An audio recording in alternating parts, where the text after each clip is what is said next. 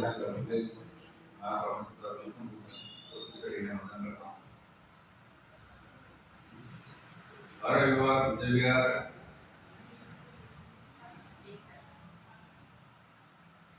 इस कार्यक्रम के अंतर्गत काफी दिनों के बाद मुझे बुधवार में घूमने का मौका मिला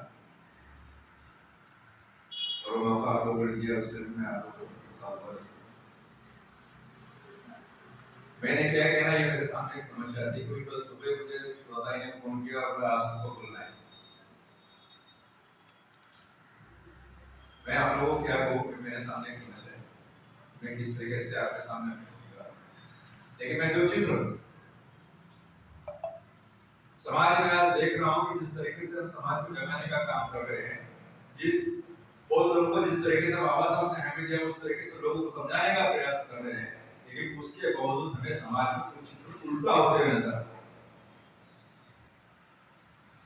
बीच में काकड़ घाट का एक वीडियो घूमा, उसमें हम लोगों ने देखा सब लोगों ने कि एक ही उसमें एक अच्छी बात थी कि वो बच्चा अपने जीते जी अपने माँ बाप के लिए वो सारी चीजें कर रहा था। वो मरने के बाद क्या करूँ, मैं जीते जी करता हूँ, लेकिन वो अपने घर में कर सकता था कि वो जाके वो काकड़ घाट में करता है, ये सोचने में।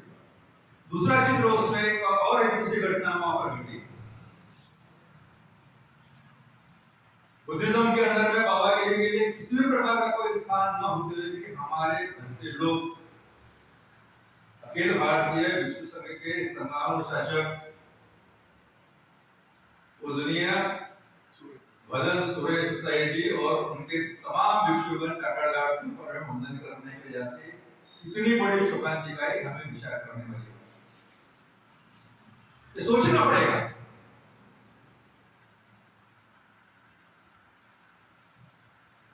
कि बाबा साहब ने जिस समय के अंदर में हमें बुद्धिज्म दिया,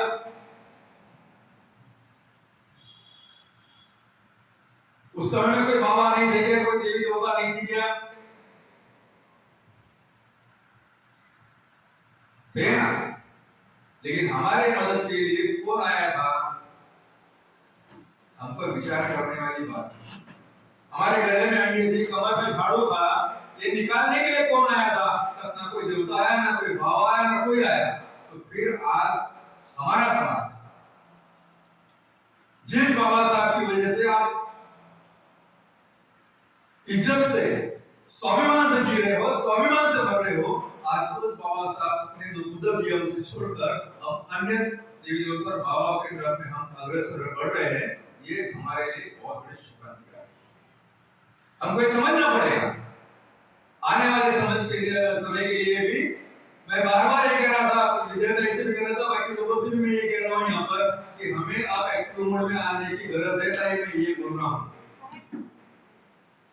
जो गलत करेगा उसको पनिशमेंट मिलना ही चाहिए।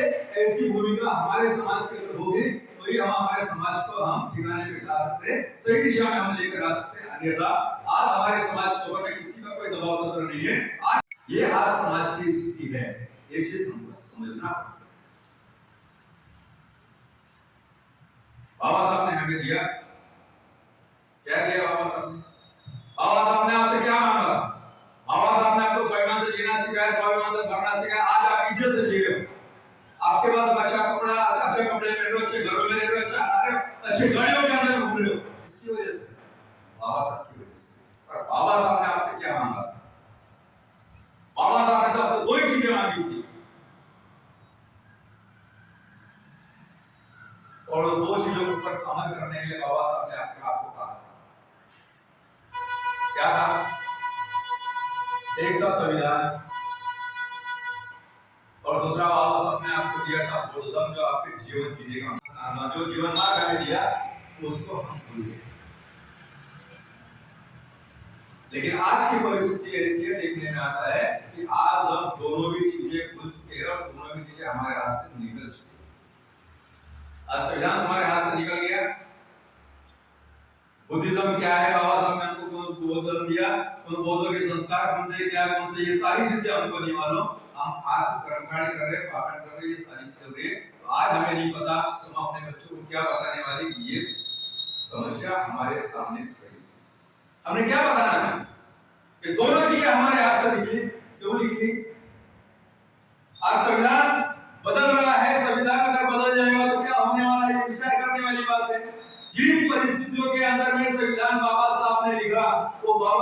परवरिश, ना बाबा साहब ने भूख देखा, ना प्यास देखा, ना अपनी तबीयत देखी, और अपने आप को झुकी में डालकर बाबा साहब ने अपना संविधान लिखा और हम तमाम लोगों को सुरक्षित किया। लेकिन आज हम बाबा साहब की मान रहे हैं। उस संविधान को सुरक्षित रखने के लिए हमारा पढ़ा लिखा वर्ग, हमारा नौकरी पेशा करने वाला वर्ग का सामने आता है क्या? और हमारे युवाओं को दिशा देने का काम कर रहा है क्या? तो हमारे संविधान को अगर हम जानेंगे नहीं तो आज हमारे समाज की स्थिति क्या होने वाली है, संविधान ने हमें क्या दिया, कि हमारे समाज को कैसे पता चलेगा और आने वाली पीढ़ी को हम कैसे सुरक्षित रख पाएंगे, ये समस्या आज हमारे सामने। अगर संविधान अगर हम नहीं जानते, संविधान को अगर हम नहीं मानते, आज हमारे चल रहा है ना हमारे देश के अंदर में कि बाबा साहब ने बोला ना,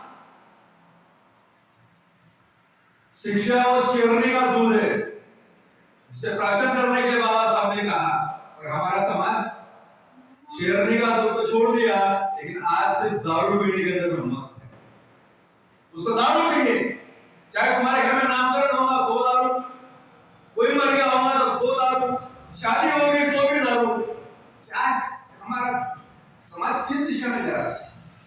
हमको विचार करने वाली बात है। अगर दारू ही अगर आपको फायदा कर सकती है तो पूरे समाज ने पीना चाहिए, और बेटों ने मिलकर पीना चाहिए, सारे समाज में अगर इकट्ठा मिलकर पीना चाहिए।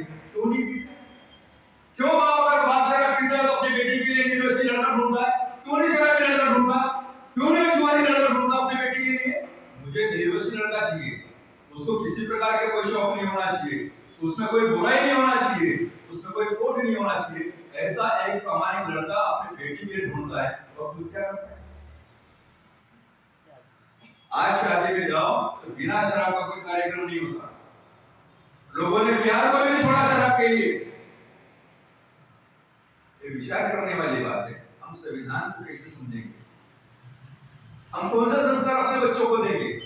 आज इस तरीके से यहाँ पे तमाम लोग बैठे हुए हैं, कोई भी अपने बच्चों को लेकर बिहार में नहीं आता। क्यों नहीं आता? क्या यहाँ पे 70-75 साल के लोग बैठे, क्या दम उनके लिए है? चिमनकर साहब से उसी दिन कह रहा था, चिमनकर साहब ने 10-20 लोग आगे खुश होकर बड़े को बड़ा अच्छा लगा। बिल्कुल अच्छा लगने वाला, आप बिहार आओगे आपको बुरा नहीं लगने वाला, आपको बिहार में आओगे तो प्रसन्नता होगी, खुशी होगी और आपको अच्छी चीजें मिलेगी सुनने। लेकिन जिन लोगों के लिए बिहार है, ये जो अच्छा आया हुआ है, आज 50 साल के, 5 साल के, 10 साल के, 15 साल के बच्चे जिन्होंने बिहार के अंदर जाना थे, वो आज अपने घरों के अंदर रहते हैं, पार्ट कपड़े के ऊपर में खड़े रहेंगे, लेकिन बिहार के अंदर में नहीं आते। और जब तक आप बिहार के अंदर में नहीं आओगे तो आपको कौन से संस्कार मिलने वाले हैं? आपके समाज के विरोध में क्या षड्यंत्र चल रहा है? आपको सजग करने का काम बिहार की तरफ से होता है। आपको किस तरीके से आप समाज प्रगति करेगा, हमारा समाज कैसे प्रगति करेगा, ये बिहार में बैठकर बताया जाता है। बाबा साहब ने बिहार में आने की क्यों कहा? आपसे एक ही नहीं मांगा था बाबा साहब ने कि मेरा समाज नौकरी पेशा करने वाला समाज है, मजदूरी करने वाला समाज है, वो रोज बिहार में नहीं आ सकता, अपनी रोजी नहीं गिरा सकता। जब तक वो काम को जाएगा नहीं तो अपना परिवार, अपना पेट नहीं भर सकता, अपने परिवार को नहीं गिरा सकता, तो कम से कम उसने हफ्ते में एक दिन बिहार के अंदर में आना चाहिए। कितने लोग आते हैं बिहार में?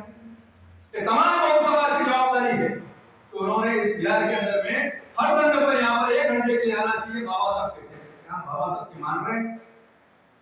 नहीं मान रहे हम लोग आज भी बाबा साहब की। क्यों नहीं मान रहे? हमने बाबा साहब को जीते ही तो धोखा दिएगा, लेकिन मरने के बाद में हम बाबा साहब को धोखा देने का काम कर रहे हैं। कि हम लोगों ने समझ लेना चाहिए, ये युवा पीढ़ी की भी जवाबदारी है, उनके माँ बाप की भी जवाबदारी है। तो उन्होंने इस बिहार के अंदर में आना चाहिए। बिहार का ये माने हमने, क्यों बना हमने बिहार? बाबा साहब बोलते हैं कि बिहार एक प्रबोधन का केंद्र होना चाहिए। 21 बात का केंद्र होता है, 4 बड़ी महिलाएं यहाँ पर आती है, आपस में एक दूसरे की बुराई करती है, इसके लिए बिहार है। काय के लिए बिहार है? क्यों बनाया हमने बिहार? ये बिहार इस चीज के लिए हमने बनाया कि प्रबोधन का केंद्र होना चाहिए, यहाँ से समाज को दिशा मिलनी चाहिए। हमारे बच्चों ने अपने हमारे ऊपर आने वाले संकट के लिए हम लोगों ने यहाँ से सतर्क होना चाहिए, सजग होना चाहिए, और यहाँ से अच्छे उपक्रम चलना चाहिए जो अन्य समाज को इस देश को हम लोग दिशा दे सके। ऐसे कार्यक्रम इस बिहार से होने चाहिए, लेकिन ऐसा होते हुए हमें नजर नहीं आता। अगर विचार करने की बात, संविधान बाबा साहब ने दिया, संविधान को लेकर आंदोलन हो रहे थे। आज 21 तारीख को आंदोलन हुआ था। मैं बताता हूँ कितने पढ़े लिखे लोग और कितने नौकरी पेशा करने वाले लोग या उनके परिवार के कितने लोग आंदोलन में आए जानना चाहता। कितने लोग आंदोलन में आए नौकरी पर। मैं खुद देख रहा था नौकरी पेशा करने वाले लोग अपनी नौकरी पर थे, उनके परिवार का लोग कभी वहां पर आया है क्या, ये विचार करने वाली बात है। आज जो आंदोलन इस देश के अंदर हो रहे, चाहे कोई भी कर रहा हो, चाहे हम कर रहे हैं या कोई भी जो आंदोलन कर रहा हो, उनके साथ जो आधा पेट भूखा है वो आंदोलन में आता है। जिनके पेट भरे हुए वो एसी के अंदर में अपने घर के अंदर में बैठते हैं और उन लोगों की नौकरी, चाहे महिला नौकरी करे या पुरुष नौकरी करे, चाहे वो सरकारी नौकरी में या प्राइवेट नौकरी में, जो लोग आधा पेट भूखे हैं, जो रास्ते के लड़ाई रहते हैं, वो आप लोग उनकी वजह से आप लोगों की नौकरियां सुरक्षित है, इस बात को भूलना नहीं चाहिए। अगर वो नौकरी नहीं करते तो कल वो आंदोलन नहीं करते तो कल आपकी नौकरियां खतरे में आ सकती है। इस बात के लिए आप लोगों को ध्यान रखना है। उसके विरोध में जाकर वो काम कर रहे हैं, लेकिन आज के हमारे समाज में उस प्रकार का सुधार नहीं आया जिस प्रकार का सुधार हमें होना चाहिए। आज 68 साल हो गए भाई।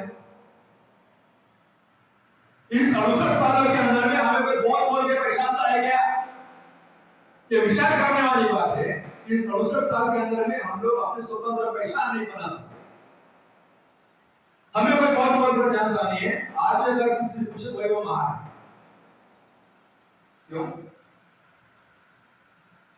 68 साल में अपना में बहुत बोल के कोई पहचानता नहीं, और हमें बहुत बोलकर पहचानने के लिए हमें और कितने साल लगेंगे? आज लोगों ने हमें पहचाना चाहिए ना। आज मुसलमान को देखो, दूर से आए तो पहचान में आता है कोई मुसलमान आया है, कोई सिख आएगा तो पहचान में आता है कि कोई सिख आ रहा है, कोई ईसाई आएगा दूर से आया तो पहचान में आता है कोई ईसाई आ रहा है, कोई हिंदू आ रहा है तो वो पहचान में आता है कोई हिंदू आ रहा है। हमारा बहुत आदमी को दूर से कोई आता नजर आए तो पहचान सकते हो कौन है? नहीं पहचान सकते। क्यों नहीं पहचान सकते? क्योंकि हमने बहुत धर्मानुसार हम आचरण कर ली। जब उसके अनुसार हम आचरण करेंगे नहीं, बहुत धर्म का पालन ही नहीं करेंगे, फिर हमें बहुत धर्मानुसार हमें वो हम उद्देश्य को क्या कौन पहचानने वाला है? ये विचार करने की बात है। ये कौन करने वाला है? वो ऊपर से आके करवाने वाला है क्या? नहीं, ये आपको वही करने वाला है। आज मैं अगर एक बात कहूँ तो कि बाबा साहब के साथ में जिस समय लोग काम कर रहे थे, तो तमाम अनपढ़ और अंगूठा बहादुर लोग थे, लेकिन बाबा साहब की एक आवाज के ऊपर जान देने के लिए तैयार थे, शहीद होने के लिए तैयार थे, कुर्बान होने के लिए तैयार थे। आज बाबा साहब की पुण्य से आज हमारे लोग पढ़े लिखे हो गए, लेकिन एक नंबर के निकम और एक नंबर के तरफ हो। कोई बाबा साहब को गाली दे, बाबा साहब कुछ करे, बाबा साहब के मिशन के विरोध में काम करे, मेरा बाजू वाला मेरा गलत कर रहा हो तो उसको टोक नहीं सकता। ऐसी आज की हमारी परिस्थिति। हम किसको बोलने वाले हैं? किसको बोलने वाले? आज बुद्धिज्म को लेकर तो हमें काम करने की जरूरत है। हमारा धर्म जो बाबा साहब ने जो धर्म हमको दिया, कौन सा इसका धर्म दिया गया? बाबा साहब ने आपको ऐसे का धर्म नहीं दिया। बाबा साहब ने आपको राजाओं का, सम्राटों का धर्म दिया है। सम्राट अशोक का, अशोक प्रसिद्ध का, बिंबिसार का, ये सम्राटों का, राजाओं का, राजा महाराजाओं का धर्म आपको दिया हुआ है। और बाबा साहब ये कहते हैं जो लोग धर्म मूवमेंट के अंदर काम नहीं करते वो गोबर की कीड़े। बाबा साहब कहते हैं जो धर्म मूवमेंट के अंदर में काम नहीं करते वो गोबर के कीड़े। और आप लोगों का विचार करना है, आप गोबर के कीड़े हो या बाबा साहब के अनुयायी हो या बौद्ध धर्म को मानने वाले हो, इसका विचार आप लोगों को करना है। और आप, मैं अपेक्षा करता हूं कि आने वाले समय के अंदर में आप तमाम लोग, चाहे या खरसलेन के लोग हो या मोदीपुरा के लोग आसपास में रहने वाले, आप लोगों को बुद्ध विहार में आकर धर्म जानना पड़ेगा, धर्म अनुसार आचरण करना पड़ेगा। और आपको गोबर के कीड़े नहीं, आप सम्राट हो, सम्राट का धर्म आपका है तो बाबा साहब ने आपको दिया हुआ है, और सम्राट के साथ आप जियोगे, ऐसे अपेक्षा करता हूं और अपने शब्दों को यही विराम देता हूं। जय हिंद।